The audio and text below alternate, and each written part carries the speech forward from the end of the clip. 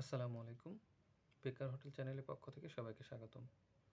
বিগত চাকরি পরীক্ষায় আসা সকল প্রশ্ন ও তার সমস্যার সমাধান নিয়ে আলোচনার ধারাবাহিকতায় আজকের বিষয় বাংলাদেশ বিষয়াবলী সাধারণ জ্ঞান প্রশ্ন থেকে আসা ৩৯তম বিসিএস প্রিলিমিনারিতে আসা সকল প্রশ্নোত্তর। চলুন শুরু করা যাক। ৩৯তম বিসিএস প্রিলিমিনারি প্রশ্ন: মুজিবনগর সরকার কখন গঠিত হয়? 10 এপ্রিল 1971। মুজিবনগর সরকার কখন গঠিত হয়? 1971 10 এপ্রিল। জীবন থেকে নেয়া চলচ্চিত্রটির পরিচালক কে? জহির রায়হান। বাংলাদেশের 2008-18-19 অর্থবছরের প্রস্তাবিত বাজেটের বার্ষিক উন্নয়ন কর্মসূচি জন্য কত বরাদ্দ আছে? এটা সাম্প্রতিক প্রশ্ন। তৎকালীন ছিল 1,73,000 কোটি টাকা। মুক্তিযুদ্ধের সময় নৌ কমান্ডার গঠিত হয় কোন সেক্টর নিয়ে? 10 নম্বর সেক্টর। পলাশীর যুদ্ধ কবে সংঘটিত হয়েছে? পলাশীর যুদ্ধ কবে সংঘটিত হয়েছিল? 23 জুন 1757। বাংলাদেশের জিডিপিতে কৃষিখাতের অবদান কত শতাংশ? 14.79%। জাতিসংঘের চ্যাম্পিয়ন অফ দ্য আর্থ খেতাবপ্রাপ্ত কে? শেখ হাসিনা।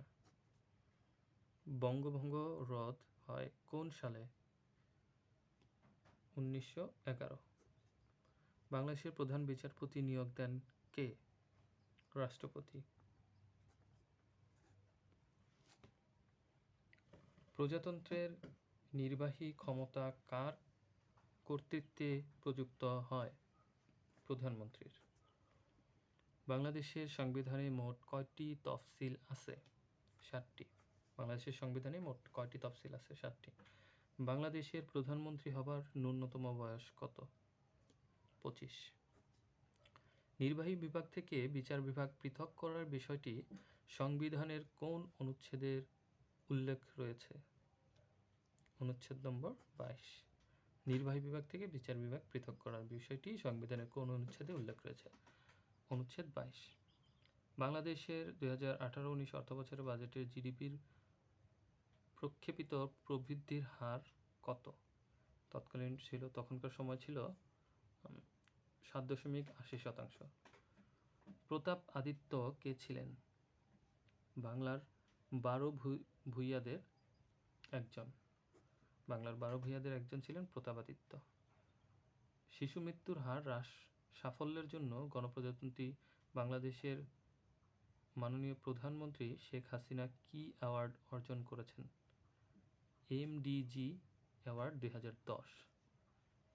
স্বাধীনতা পদক প্রাপ্ত ব্যক্তিত্ব হলেন দুইজন আছেন, সৈয়দ শামসুল হক ও শামসুর রহমান, তখন ছিলেন স্বাধীনতা পদকপ্রাপ্ত। এখানে